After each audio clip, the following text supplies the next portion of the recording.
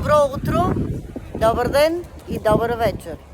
На всички, които сте зад малкия екран, наречен телефон или компютър, здравейте! Започна седмицата, за някои с положителни емоции, за други с не чак толкова положителни емоции.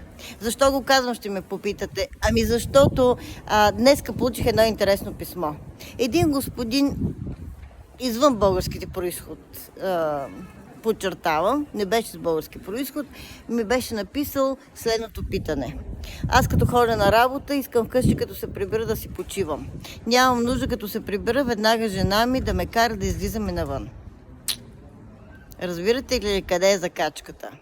Че мъжът си почива вкъщи. И така е. Мъжете си почивате вкъщи. На работа ходите, завоювате каквото имате, постигате каквото искате, а вкъщи искате просто почивка.